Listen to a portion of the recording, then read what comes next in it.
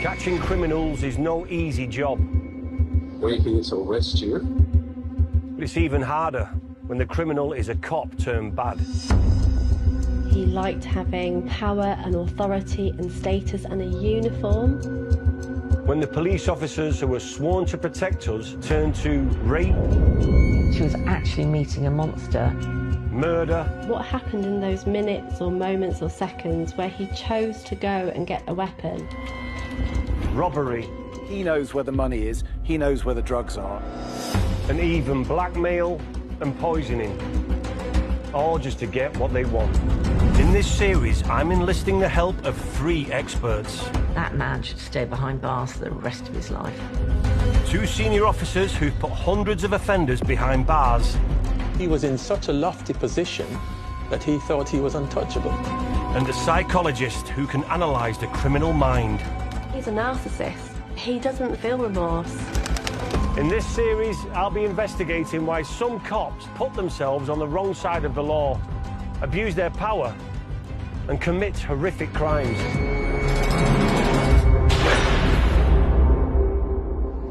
This is the story of a small-town cop who became a national celebrity whilst being investigated for the murder of one of his wives and the disappearance of another.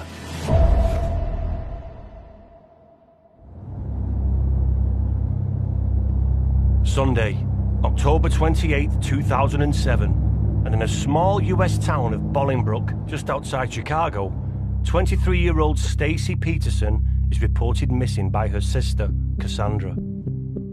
The young mother of 2 appears to have vanished without trace from a quiet American suburb, and the story soon becomes national news. Police were back at the Peterson home last night, searching the house once again. While police launch a huge manhunt for Stacey, their attention soon turns to Stacey's husband, Drew Peterson, a local police sergeant once named Policeman of the Year. They've been married for 4 years and together for 6. Peterson has told police he believes his wife left him for another man. Officers are not ruling anything out. They're following up all inquiries, but the search for Stacey draws a blank. And as time goes on, concern for her grows. To help me unravel this case, I'm calling in the expert help of former Chief Superintendent Sue Hill. She has decades of experience with the Met Police, investigating some of the UK's most notorious crimes, including missing persons. This was totally out of character. Why would Stacey go missing? You talk to her friends, you talk to her family, you talk to her sister, and obviously you glean more information. Drew said that Stacey had run off with another man, but her sister did not believe that. And the most important thing was she had her 2 young children, so there was no way that she was going to disappear, leaving those children behind. Her sister was always really concerned about her, so she went to a different police district because she was concerned that Peterson was responsible for her sister missing, but wanted to make sure there's someone independent, more objective to investigate the circumstances. She doesn't believe she's run away. She believes Drew's done something. 23-year-old Stacey was Drew Peterson's 4th wife. He had served 30 years in the Bolingbrook Police Department. He'd even worked in the White House and undercover in narcotics. To find out more, I've contacted Carl Dobrich. He was captain of Illinois State Police in 2007 and ran the investigation into Stacey's disappearance. So when you go to see him, how does he appear to you? We sent a team of investigators to his home immediately on that Monday, which would have been October 29th, and asked what he knew about Stacey and where she might have been. When was the last time you saw her? What was she wearing? What had transpired prior to her going missing? Was he looking for her? How does he come across? Drew was very composed. He granted the investigators permission to search the residence, which they did. We also had a crime scene technician on scene to look through the house with the investigators to look for tips and clues as to might give us some idea as to what had happened, if anything had happened at all. Because at this time in the investigation, it was still early, She had not been gone 24 hours yet. Things were still relatively new. While Stacey is missing, Peterson spends his time talking to the media and appearing on chat shows, becoming a minor celebrity. But his behaviour only arouses suspicion from the police. Wearing a white shirt. Peterson did not look a worried man. Blue jeans and gym shoes, how's that? While we were looking for his missing wife, Drew was running around on his motorcycle, talking to the media that was stationed outside his residence. He was erratic, very narcissistic. You know, that behavior just kept coming out in him. As the search for Stacey intensified, investigators quickly became aware that Stacey and Drew's relationship was unusual. When he met Stacey, he was still married to Kathleen, his third wife, and Stacey was only 17, so there's a 30-year age gap. Within a short space of time, they got together. Stacey was a hotel clerk at a Bolingbrook hotel. She was somewhere between the age of 16 and 17 at the time that they met, and they started a relationship to the point where Stacey became pregnant with Drew and Stacey's first child. Peterson moved a pregnant Stacey into the basement of the family home, which he still shared with his third wife, Kathleen Savio, and their 2 children. He was actually having relations downstairs in the basement with Stacey. No. He hadn't even divorced Kathleen, and they subsequently got married and had 2 children. For Stacey, Drew represented security. She'd met someone who loved her, she could have a family, and everything she didn't have as a child, she now had, that security, and with a man who was, you know, could provide well for her. Stacey became Drew Peterson's 4th wife in October 2003, 4 years before she went missing. And as the police delved deeper into her disappearance, they discovered some shocking information about the fate of his third wife, Kathleen. My sergeant, in the review of the case files, met with me in my office and said that there was a unique situation that we had become involved in. Kathleen Savio had died in strange circumstances 5 months after her divorce from Peterson was finalized. In March 2004, her lifeless body had been discovered face down in her bath. The Illinois State Police did a death investigation involving Drew Peterson's third wife, Kathleen Savio, back in 2004, and that case was determined to be an accidental drowning in a bathtub. This was quite a moment for the investigation team. He's had 4 wives, third wife found dead. Now his 4th wife is missing. Is this a big thing to happen? It was probably the biggest thing to hit that area ever. The small town of Bolingbrook was now the centre of a media frenzy, but the spotlight was firmly set on a cop who seemed to be enjoying the limelight instead of grieving his missing wife.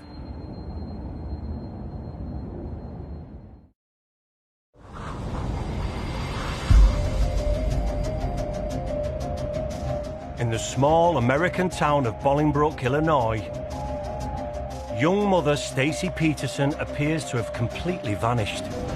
A huge search for Stacey is underway, but the investigators' attention is on one of their own, Sergeant Drew Peterson. They've discovered Peterson's previous wife, Kathleen, died in mysterious circumstances 3 years previously, a matter of months after their divorce was finalized. What we knew at the time was that Drew Peterson's third wife had died accidentally in a bathtub incident, and Stacey Peterson now had gone missing after notifying Drew and the family that she wanted a divorce from him. But things took an even more disturbing turn when police started to dig into Peterson's past. Although a former policeman of the year and with 30 years of service behind him, his career wasn't as distinguished as it might appear. He served in narcotics. He got dismissed. He'd been given information to drug dealers. So following that dismissal, he took it upon himself to appeal, and he got a court order, and he got reinstated, and he went to Bolingbroke PD as a uniformed sergeant. So he's a sergeant, yet he's already broke the law to a certain extent? Absolutely. As the search for 23-year-old Stacey widens, police begin digging into the mysterious death of Peterson's third wife, Kathleen. It turns out it had not been a happy marriage. Kathleen Savio summoned Bolingbroke Police Department to her residence a total of 16 times while they were married for domestic violence issues. Nothing ever happened in any of those situations. That in and of itself, in my opinion, was a pretty big travesty right there. That was a red flag. It appears to me nothing ever seems to stick to Peterson, despite serious allegations. She'd already filed a complaint and a restraining order against him, which he had dismissed. But one night, Peterson broke into Kathleen's house when they were separated, and he held a knife to her throat in full SWAT gear, totally to intimidate her. And obviously what he hoped to gain from that is that she wasn't going to go for the house, she wasn't going to go for his pension, but also she had said to him, when I divorce you, I will make sure you've got to work for the rest of your life because I'm going to take that from you. Soon, with Stacey already in his sights, Peterson's relationship with Kathleen broke down completely. Howard Groves is a former Met detective and has worked on serious cases of domestic violence and murder. Divorce proceedings were brought up by Kathleen. She had to take custody of the children. Kathleen stayed in the family home. Drew was then in another relationship, and he'd moved to a house close to where she lived. So there was a lot of things happening, and she was obviously trying to get herself away from him. Then, one afternoon in March 2004, everything changed. Drew has visitation on occasions. Drew says that on one of those visitations, he's taken the children back to the home, but he cannot enter. He then decides to call a locksmith, and he gets neighbors of Kathleen's to be present. He enters the premises, he goes upstairs, and he finds Kathleen slumped in the bath, dead. And he then calls the police. The police arrive at the scene, and she had what was described as a slight injury to her head, and it was viewed by the officers who subsequently came to the venue and were doing their forensication that that was as a result of a fall, and that's what killed her.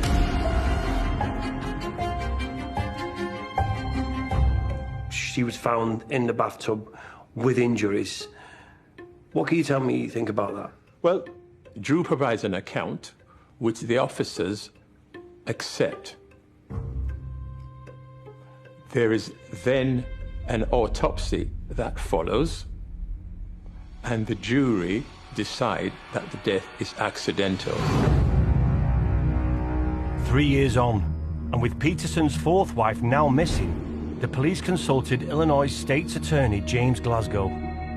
James Glasgow then looked into the circumstances surrounding Kathleen's death and took the view that it was shown as accidental, but bearing in mind that Stacey had then been reported missing, he felt that it was right for him to delve a bit deeper. And what they found was suspicious, to say the least. Kathleen was positioned in the tub, not like somebody had fallen. Yeah. It was almost like she had been pushed down into the tub because of the way her feet were positioned. Her toes were clenched and jammed up against the front of the tub. There were abrasions on her body. There was a trickle of blood-stained water from a small gash in her scalp that it appeared she had fallen in the tub and hit her head and became unconscious and drowned. Yeah. Police decided they needed to reopen Kathleen Savio's case while they continued to look for missing Stacey. With one wife dead in suspicious circumstances and another one missing, Drew Peterson is firmly in the investigators' sights. And he seems to be enjoying all the attention from the press. He was literally, I think, making fun of the media that was there in front of his house and the reporters that were there. I want to know why Peterson would play up to the media like this. So I'm showing some of the footage to psychologist Serena Simmons. So this is Peterson, right, after Stacey's gone missing. And look at him, he seems to be enjoying the press attention. Yeah, I mean, you could say that someone else in this particular state would want to hide away from the press and not be seen and just kind of process what's happened, but he seems to be doing the complete opposite. He's got a little smirk on, which means I think he thinks he knows more. He knows more. He holds the truth, so he knows exactly what he's done. And again, this is him feeling superior. He's doing it because he wants to be seen, he wants to be on camera, he wants a notoriety. Drew Peterson was someone who liked to be in the limelight. So even when his wife Stacey went missing, he seemed to want to draw more attention to himself, which is very aligned with that delusional, status-driven action that someone who's narcissistic might take. He liked to kind of laugh at the cameras and engage with the camera crew as well. It's forgetting the true crime, which is that his wife is missing, but he seemed to be able to make light of it. But although he continued to court the media, Peterson stuck to his story about his young wife's disappearance. He kept saying, "Oh, she's gone." A famous quote where she wants to be, wherever that is. She left with some guy and that she was going to be on a beach somewhere. As simple as that. She's just left me. Took $25,000 in cash, some bikinis, and the titles to the car and the house. That was his statement. Well, did anyone buy that? Could that be true? No way. We never understood why she would take the titles to a car and a house, but yet there was no activity on her credit cards. How was she going to benefit from that? It didn't make sense. I think I need to find out more about Stacey and Drew in the run-up to her disappearance in October 2007.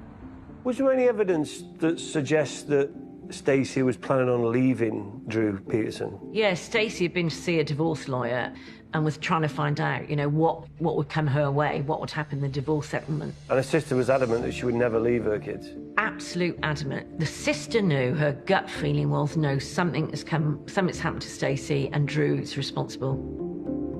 To try and pinpoint Stacey's last movements on the day she disappeared, detectives home in on her phone records.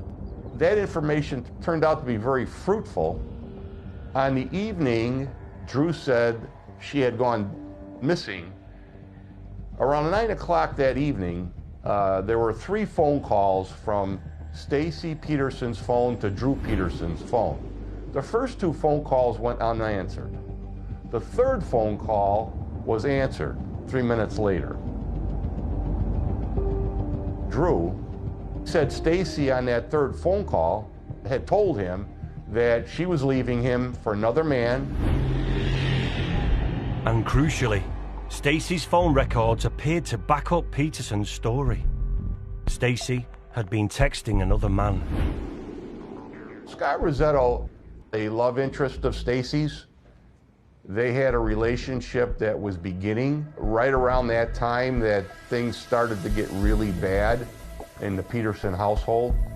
They would visit each other, they would talk to each other, they would text message each other. The text messages were very flirtatious in nature. Phone records from the night Stacey went missing seemed to confirm she may have been with Scott Rosetto.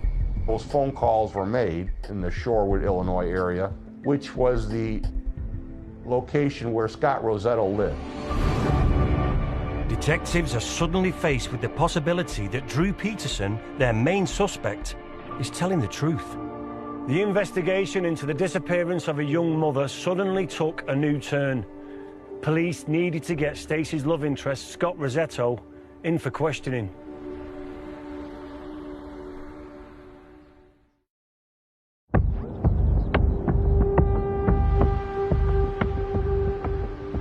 In the small US town of Bolingbrook, just outside Chicago, young mother Stacy Peterson is missing. Suspicion lands on her husband, serving police sergeant Drew Peterson, whose previous wife Kathleen Savio apparently died in a mysterious accident in a bathtub.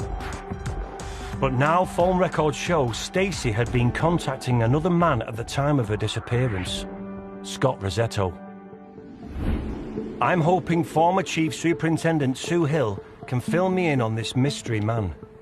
He was an old friend of Stacy's, so Stacy and Scott were in contact on their phones and messages, and quite flirty little messages.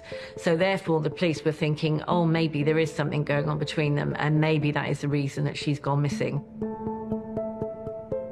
It was clear in our minds that she was seeking a much stronger relationship with Scott. Perhaps that weighed into her decision to want to leave Drew Peterson. Police decide to bring Scott in for questioning. I'm watching his police interview from early November 2007, just a little over a week after Stacy disappeared. I've been here for 6 years. You know, she called me and left me a message on my phone. Called me again the next day. And I actually got a hold of me this team. They actually talked to her for a while. Most of the time we were together was her just talking about, you know, like relationship type stuff. She said she wanted a divorce and that it wasn't work out. Scott told police he felt Stacy wanted more than just friendship.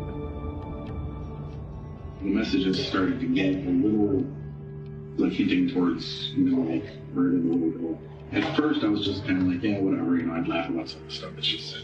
But then after a while, it was like, oh, after that Friday, her text started to get even more risque. She kept asking, hey, do you think I can come over in the morning before you go to bed? You know, or do you think I can come over at 19? You know, do you think I can stop by and stuff? Like, she wanted to literally hook up. So I just kept telling her, no, I gotta do this, or I gotta do this, or I gotta do this. But in the interview, crucially, Scott tells police Peterson knew all about his relationship with Stacy and had confronted them both publicly about it. The place was a local diner where Stacy was secretly meeting Scott. Peterson had followed her. Drew went into a restaurant to confront Stacy and Scott Rosetto. He wanted to make a point that he was a police officer. He wanted to put as much pressure on both of those individuals at the time. He actually comes in his uniform and asks Scott to produce identification as to who he is. He's only done that to put pressure on Scott and to say to him, I know who you are. Yeah, and look what I'm... And look, here I am in my uniform. I now know where you live. Everyone has seen what's happened in here. So he was intimidating him. He was abusing his power.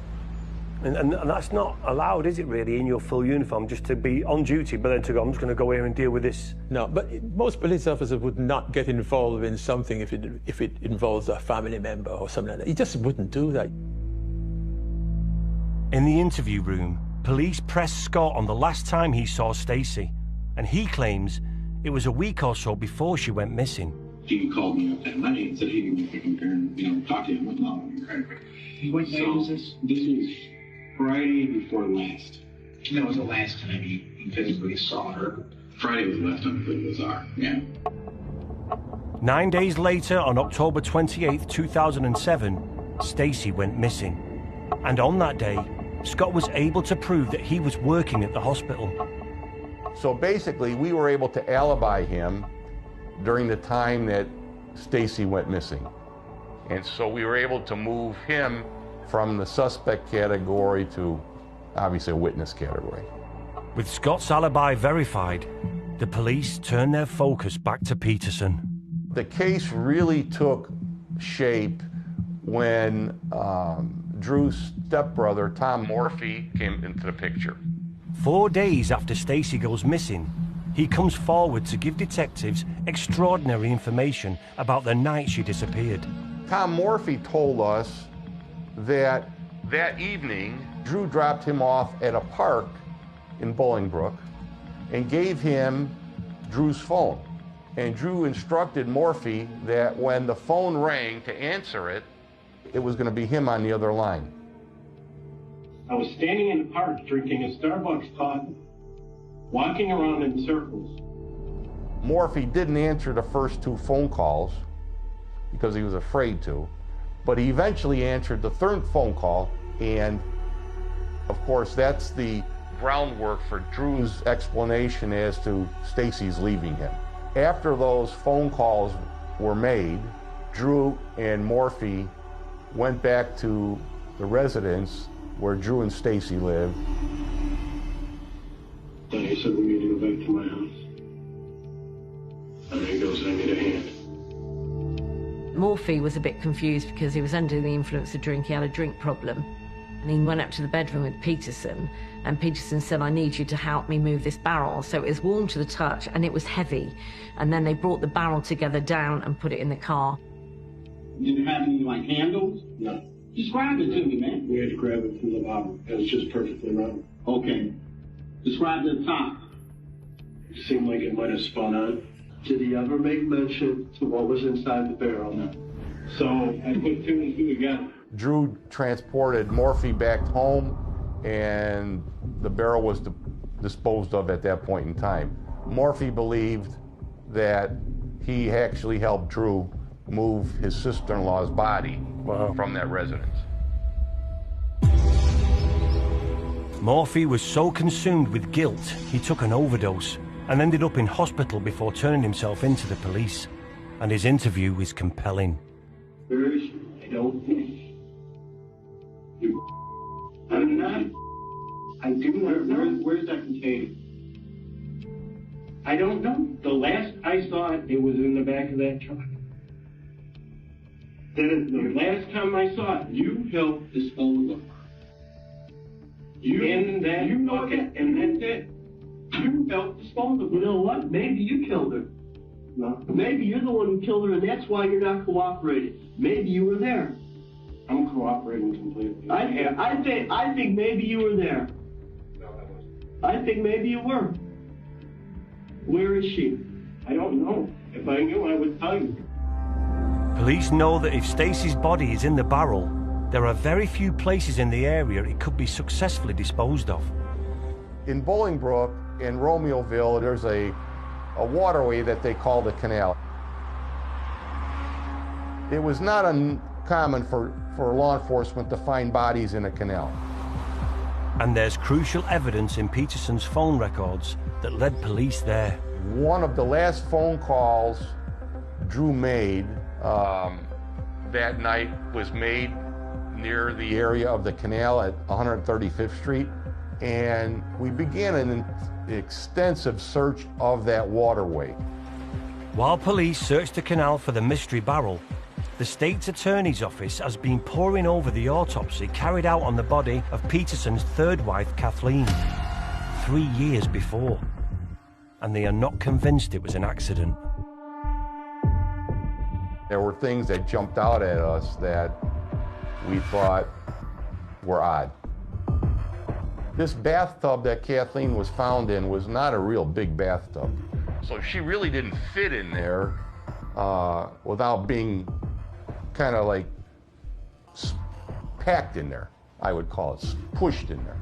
But it was the review of the crime scene photos, the gash on the back of the head that one of the pathologists determined could not have caused unconsciousness. I'm calling in the expert help of former Detective Howard Groves to explain how early clues about Kathleen's death could have been missed. This is in essence the crime scene where Kathleen's remains were found in the bath. But as you look around, it's quite what I would describe as a clean crime scene. Nothing's been disturbed, bearing in mind she fell. Yeah. You can see everything seems to be still in place. So for me, that would be one of my concerns straight away. Nothing's been disturbed. So you're saying when they arrived and saw this as an accident, you'd think, well, if she's fell, she'd have knocked off. Yeah, you'd expect to find a couple of items on the floor or in the bath. Yeah. Because, you know, if you're going to fall, she didn't have a heart attack or anything like that. So if she fell, she would be, a natural instinct would be to grab hold of something to keep herself upright. And there's nothing disturbed. Everything is, you know, neatly in place. So that, for me, should have been a warning sign for the officers to say, hang on, this just looks too clean. It was obvious that she had a wound to her head, a gash. But when you look around the bath, Because the bath's rounded, it can't, Yes. you can't have a sharp edge. Yeah, there's no sharp edges to it. It's all round. So, you know, when you come to the post-mortem and the autopsy, that would be something that should have picked up, because they'll look at the bath. They will look to see if there's any markings that would indicate that she's hit the bath on the edge, and that would have caused the injury. But there's nothing there. You need a significant damage to the bath, bearing in mind the injury to her head, and there's nothing to indicate that at all. It seems so obvious when you say it like that. How they missed it. Well, sometimes, if an officer is inexperienced, the natural reaction sometimes is to think, well, it's a police officer, it's a colleague of ours, so maybe that's what's happened. An order is obtained to exhume Kathleen's body and carry out a new autopsy, more than 3 years after she died.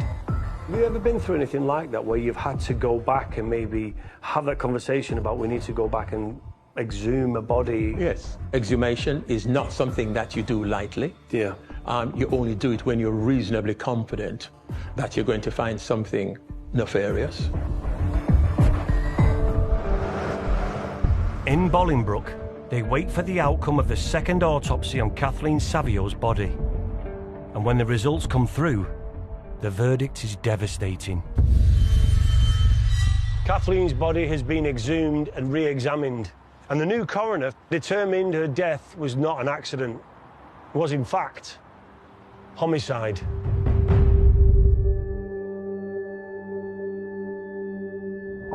On a quiet street in a small US town, a murder has gone undetected for years. It's hard to believe. It seems incredible that mistakes were made. I want to know if there's more to it than that. Was this a case of a corrupt police officer abusing his position?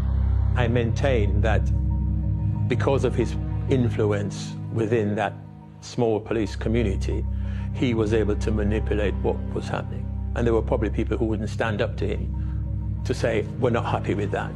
It took somebody separate from them to be able to say, I want to revisit this set of scenarios.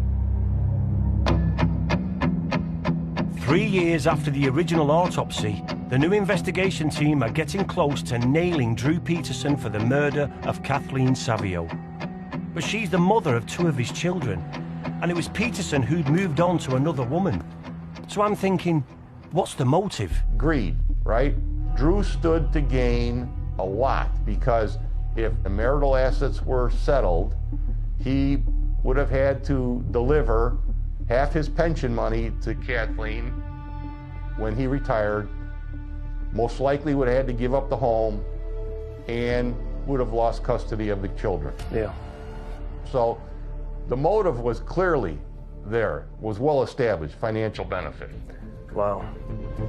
The net is closing in on Drew Peterson. In Bolingbroke, cops swoop in on him in a dramatic roadside arrest.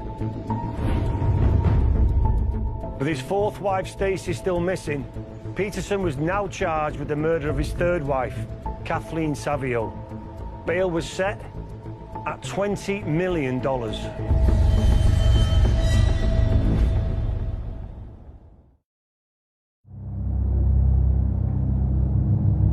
May 2009. In a dramatic roadside swoop by police, Drew Peterson, former Policeman of the Year, has been arrested for the murder of his 3rd wife, Kathleen Savio. Police are still searching for his 4th wife, Stacey, who is missing, but have found no trace of her.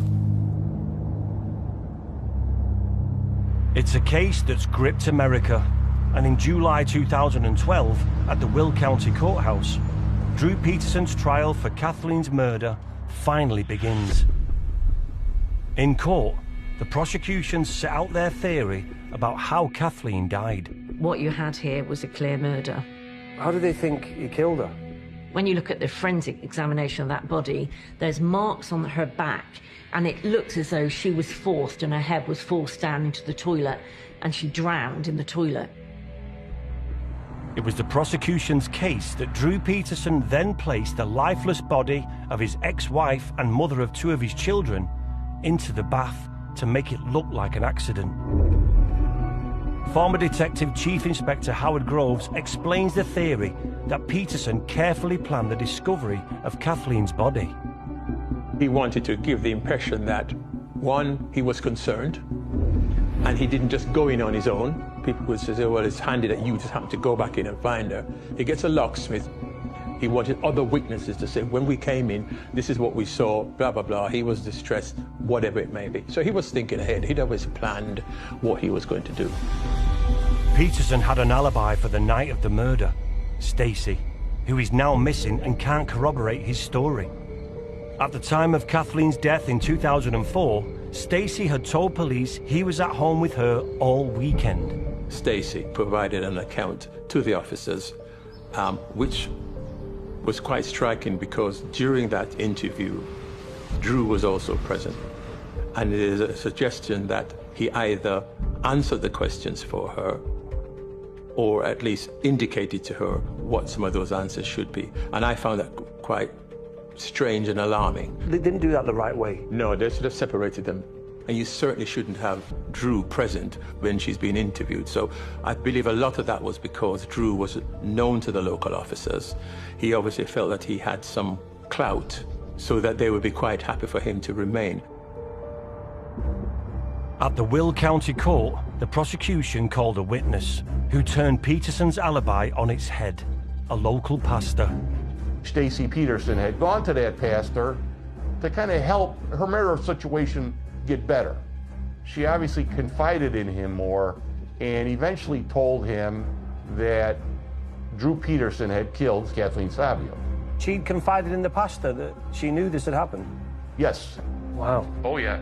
So that was, I don't know if you want to call that divine intervention or what, but it happened. You know, it's unbelievable, but she basically said Drew came back in the early hours of the morning. Earlier on, she realized he wasn't there.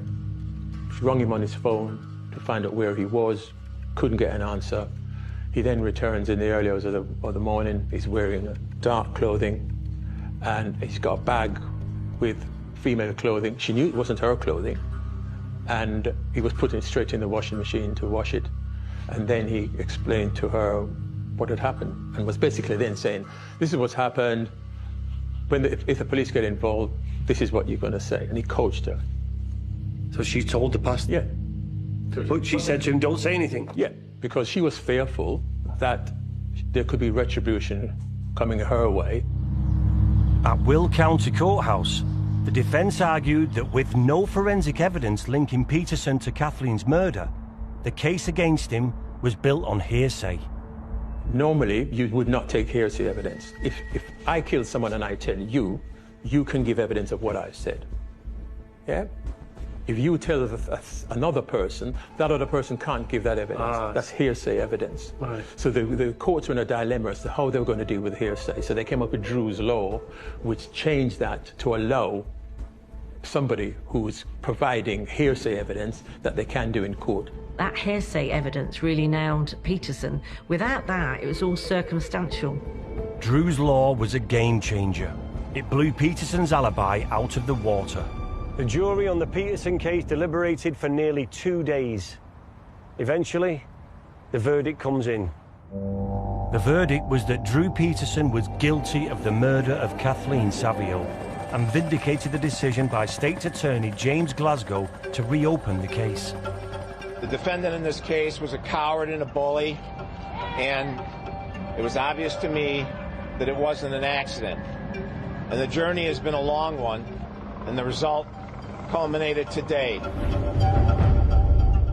At his sentencing, Peterson gets 38 years in jail. He's still making jokes, even on the way to prison. Do you think he was actually enjoying the attention? Oh, absolutely. That's what he lives for. He still lives for that. And I just saw a recent interview of him a couple of years ago, and they interviewed him in prison, and he lives for that. Still does. The personality hasn't changed. Drew Peterson didn't go quietly to jail. He sought revenge from his cell against the state's attorney who reopened the case. While he was in prison, he engaged another inmate in conversation about that inmate killing Jim Glasgow for Peterson. What Peterson didn't know was the inmate was an informant who reported that conversation to the FBI. It sounds to me like he feels he can do whatever he wants, when he wants. Even while he's in prison, he's still a threat. It's been proven. It was proved in court, and Peterson got another 40 years for solicitation of murder. In all of this, I can't help wondering about what happened to poor Stacey Peterson, just 23, a mother of 2, whose family said she would never leave her young children, and she's never been found. We brought in sonar, we brought in underwater cameras, we brought in some of the best experts that we could find. Probably one of the largest searches that were ever conducted in the Illinois State Police history. We searched storage units, we searched farm fields, we had volunteers to search that waterway looking for this blue barrel or for the body, and we were just never able to find that. Peterson remains the main suspect in the disappearance of Stacey, but he's never been charged and maintains his innocence to this day. Why would he kill Stacey? What's the reason behind that? She knew that he was responsible for killing Kathleen, that all the time he was aware that she had that knowledge, so really she's a threat, and that's a big risk. And also he knows that she's lied for him as it being an alibi for where he was for what happened to Kathleen. She's got the dirt on him, and she knows he did that murder. She provided a false alibi, and at any time she was a ticking time bomb, because if she told the police, he's going to get arrested. So he had a lot against Stacey. He had a motive, and the motive was, if I don't get rid of her, she might open her mouth. There are so many unanswered questions about this case, and it's one that deeply affected the investigation team in Illinois, most of whom are now retired. The Drew Peterson case for me, and I think for a lot of the investigators that worked that case, was probably some of the greatest feeling of accomplishment, but also some of the biggest feeling of disappointment that we never found Stacey's body. I think we were close, but as time went on, obviously, it just wasn't going to happen. And there's no hint of Drew Peterson ever coming clean and telling you where her body is? You know, sometimes these types of cases have a tendency to work themselves out. I would hope that someday Mr. Peterson develops a conscience and does the right thing and presents to his family the truth about what really happened to Stacey so that they could get some closure out of the whole matter. Drew Peterson's case is just, it's mind-blowing. I mean, he thought he'd got away with murdering his wife, only to be found out years later when his next wife goes missing. I mean, the saddest thing for me is there's no justice for Stacey. I mean, no one knows where she is or what's happened to her. Hopefully one day the family will get some answers.